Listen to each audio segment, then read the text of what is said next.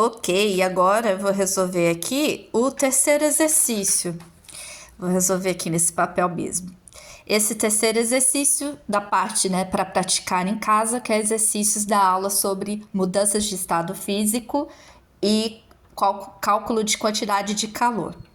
Então, primeiro passo, ler o exercício destacando as informações importantes. Então, vamos lá.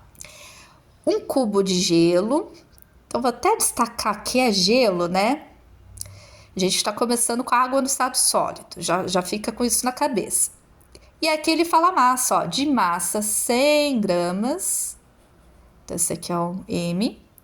Inicialmente a temperatura de menos 20 graus Celsius, é aquecido até se transformar em água. Opa, então comecei com gelo, eu vou ter água líquida, então vai ter um processo aí de fusão, né? E mais é água a temperatura final de 40 graus Celsius. Então, segura aí essa frase que depois a gente vai destrinchar em um esqueminha, que é uma outra estratégia importante para a resolução de exercício. Mas continuando a leitura aqui, ele abre um parênteses e fala vários dados, né? Calor específico do gelo, meio caloria por grama grau Celsius. Calor específico da água, 1 caloria por grama grau Celsius. Calor de fusão do gelo, 80 calorias por grama.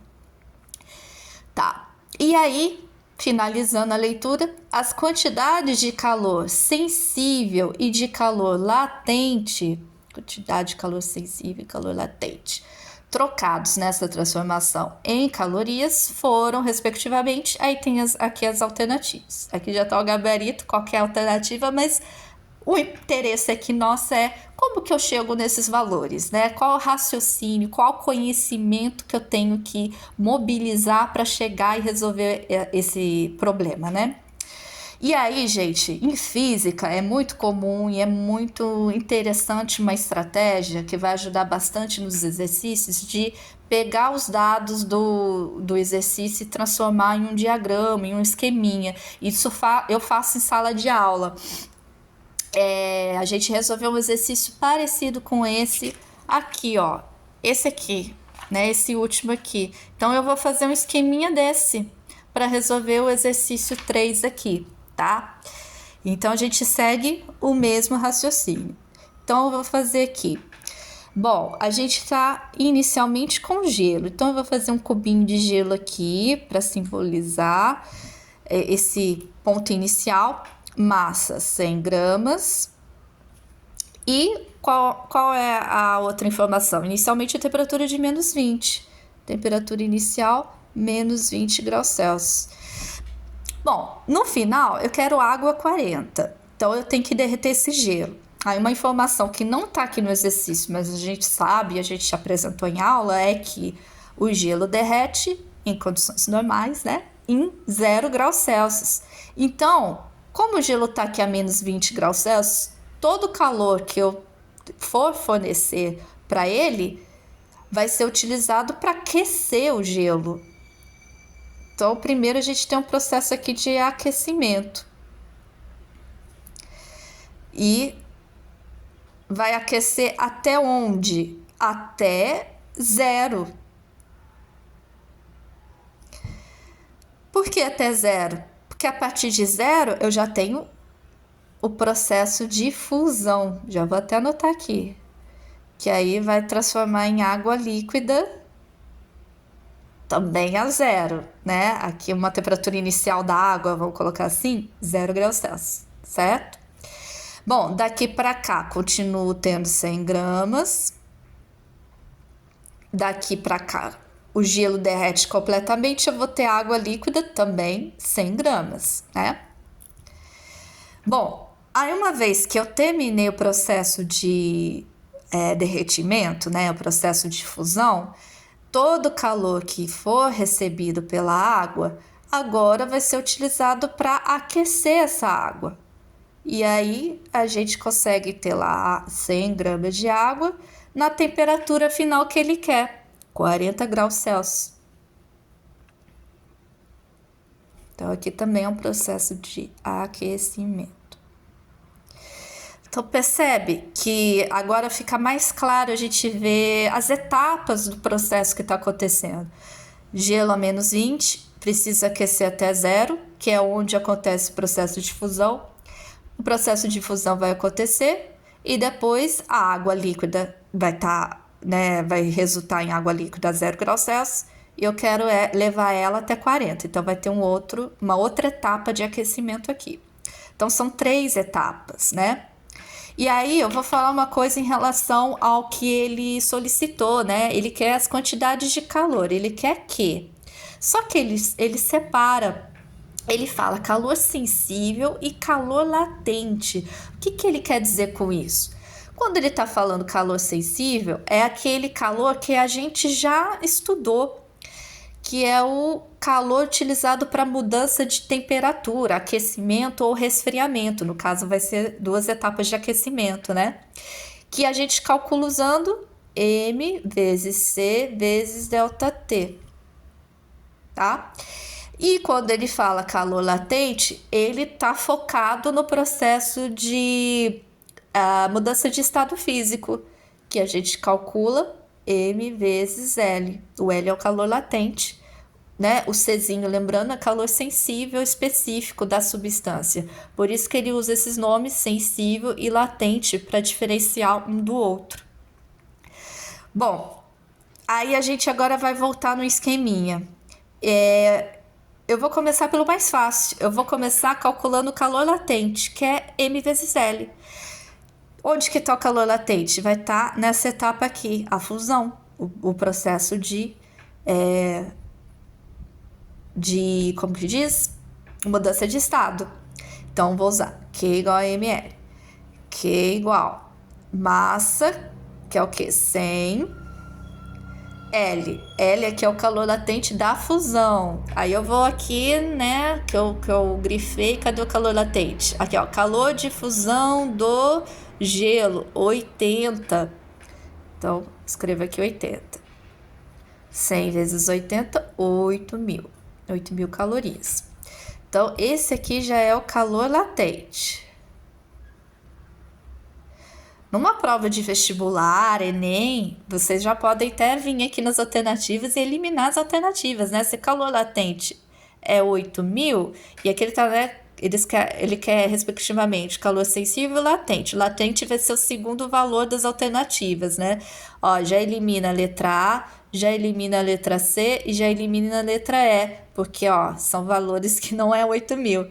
Então, toma cuidado, ó a pegadinha aqui. Ele coloca 8.000 aqui, mas como primeiro valor. Mas o primeiro valor é o calor sensível, depois que vem o valor do calor latente. Então, vejam só que dá pra gente ser esperto nesse tipo de avaliação, né? Quando é com alternativa. A gente pode eliminar, e se por um acaso você tiver que chutar, né, uma alternativa, você tem mais chances de acertar, porque agora, entre chutar entre 5 alternativas diferentes, você vai se concentrar ou é a letra B ou é a letra D. A chance de acertar é maior. Mas aqui eu não estou advogando a favor de chute, eu quero que vocês aprendam o conceito. Então vamos seguir, que ainda tem mais 2 etapas aqui para a gente resolver, para terminar a questão. Para a gente calcular o calor sensível, então a gente vai se concentrar nessas 2 etapas de aquecimento. Então eu vou calcular o calor aqui, depois eu vou calcular o calor aqui e vou somar, tá?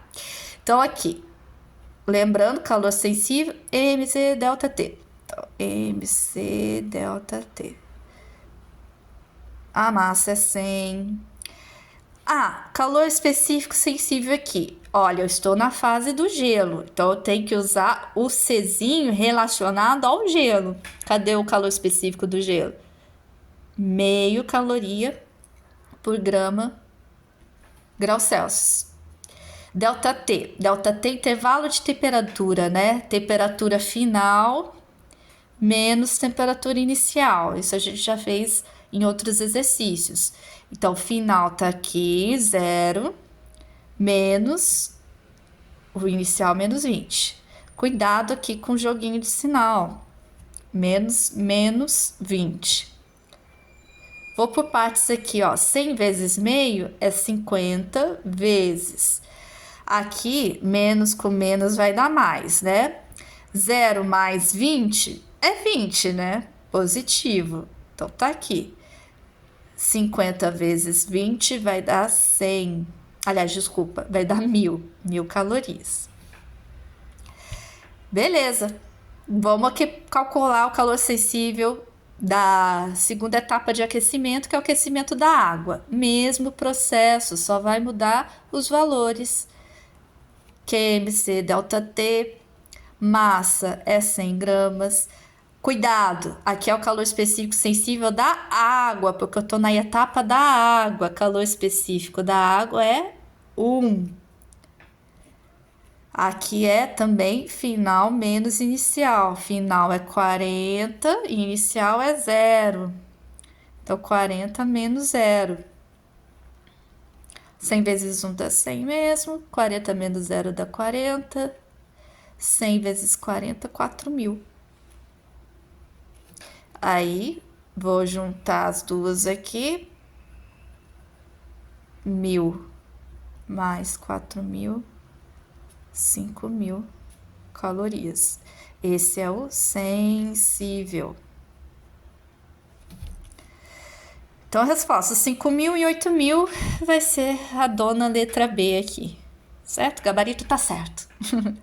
Então é isso, gente. Esse exercício é um pouco mais extenso, mas veja que não é um bicho de 7 cabeças se você consegue compreender etapa por etapa. Então, quando vocês têm algum problema, isso que eu vou falar vale até para a vida, assim. Vocês têm uma situação problemática para resolver. Quando você vai encarar esse problema, ele é muito grande, então você tem que respirar fundo e ir dividindo em etapas menores e ir resolvendo uma coisa de cada vez, né? Sem estresse. E quando você chega no final, você consegue resolver tudo, aí você dá um passo atrás, você olha e você vê que não era tão bicho de 7 cabeças assim. Eu espero que vocês tenham apreciado e conseguido acompanhar aqui e que tenham chegado nesse lugar de ver que não é tão difícil. É só ter paciência, mobilizar os conhecimentos, sempre estar relembrando, né, tudo isso que eu já falei nessas resoluções, tá bom? Qualquer dúvida, a gente me procura e me manda em mensagem. E é isso, gente. Ficamos por aqui.